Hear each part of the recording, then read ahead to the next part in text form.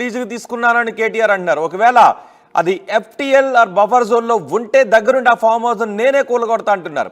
తప్పుంటే చర్యలు తీసుకోండి, రేవంత్ రెడ్డి వ్యవహారం కూడా చూపిస్తానని కేటీఆర్ అంటున్నారు. మంత్రులు కాంగ్రెస్ నేతల ఫామ్ హౌస్లు కూడా ఎఫ్టీఎల్ పరిధిలోనే ఉన్నాయి, కాంగ్రెస్ నేతలకి ఫామ్ హౌస్లు ఎక్కువగా ఉన్నాయి అంటూ మంత్రుల పేర్లు కూడా చెప్పారు కేటీఆర్. పొంగులేటికి ఫామ్ హౌస్లు ఉన్నాయి, కేవీపీ పట్నం మహేందర్ రెడ్డి, గుత్తా రేవంత్ రెడ్డికి ఫామ్ హౌస్లు ఉన్నాయి, వాటిని కూడా కూల్చుదాం పదండి అంటూ కేటీఆర్ అంటున్నారు. ఒకసారి కేటీఆర్ ఏమన్నారో చూద్దాం. ప్రభుత్వంలో నేను లేను రాజు, సో మీరు పని చేయండి, అడగాల్సిన ప్రశ్న మీరు వేరేదికి పెట్టాల్సింది నా మీద పెడుతున్నారు, మీరు అటు పెట్టండి. వాళ్ళు ఎవరి మీద యాక్షన్ తీసుకుంటారంటే నాకు అభ్యంతరం లేదు బ్రదర్. అధికారుల మీద తీసుకోమను, ఎవరెవరి మీద తీసుకోమను, నాకేం అభ్యంతరం లేదు. నేను అనేదల్లా ఒకటే, తప్పు నేను చేస్తే కూడా చర్య తీసుకోండి, తప్పు కాంగ్రెస్ వాళ్ళు చేస్తే కూడా అక్కడికి వెళ్ళి సీదా కాంగ్రెస్ వాళ్ళు కాడికి పోదాం.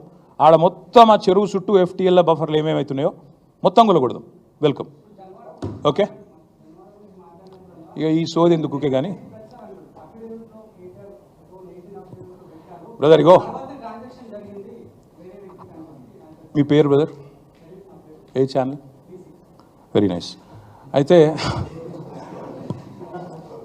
V6 వివేక్ గారిది కూడా చక్కటి గెస్ట్ హౌస్, ఫామ్ హౌస్ నీళ్ళల్లోనే ఉంది. మీరు నేను V6 వివేక్ గారిని కూడా కొడతా ఉన్నా, V6 సంస్థను కూడా కొడతా ఉన్నా.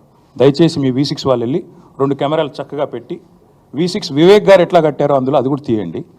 దయచేసి ఎందుకంటే కూలగొట్టేటట్టు మరి మీరు దగ్గరుండి పెద్ద మనిషి కదా, ఎమ్మెల్యే గారు కదా, తప్పకుండా చేయాలి. నేను అనేదల్లా ఒకటే, ఖచ్చితంగా. సరే రేవంత్ రెడ్డి నువ్వు కాదు కదా, నీకు ఎందుకు టెన్షన్, కానీ నేను అనేదల్లా ఓకే థ్యాంక్ యూ, అంత ఆవేశపడకు.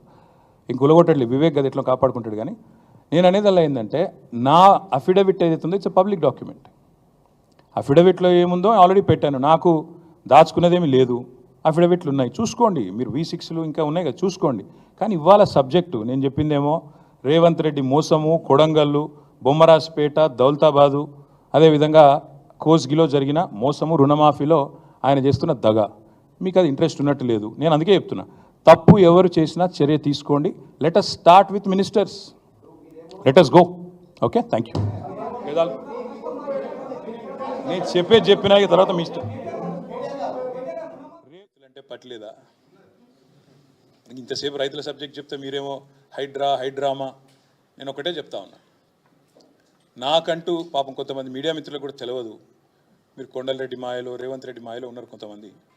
మీకు నేను చెప్తా ఉన్నా, వాళ్ళు ఎవరో మీరే అనుకోండి, నేను చెప్పాల్సిన అవసరం లేదు. ఈ మాయలో ఉన్న వాళ్ళు ఎవరైతున్నారో, నాకంటూ ఏ ఫామ్ హౌజు లేదు, స్పష్టంగా చెప్తా ఉన్నా.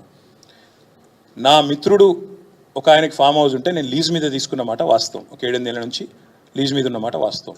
ఒకవేళ అది ఎఫ్టీఎల్లోనో బఫర్లోనో ఉంటే నా మిత్రుడికి నేను చెప్తా, దగ్గర ఉండి అవసరమైతే నేను కూడా పోయి, ఎందుకంటే నేను లీజ్ మీద ఉన్నా కాబట్టి అక్కడే ఉండి నేను దగ్గరుండి కూలగొట్టించి వస్తా. ఒకవేళ అందులో ఏమైనా తప్పు ఉంటే, ఎఫ్టీఎల్లో బఫర్లో ఉంటే నేనే దగ్గరుండి కూలగొట్టించి వస్తా. కానీ నేను కాంగ్రెస్ ప్రభుత్వాన్ని ఒక మాట అడుగుతా ఉన్నా, సరే ఇలా ఏమైనా తప్పు ఉంటే కూలగొట్టిరు, నో ప్రాబ్లం, కూలగొట్టండి, దానిలో నష్టమేం లేదు, వెల్కమ్. మంచి జరుగుతున్నప్పుడు అందరం ఆహ్వానించాల్సింది.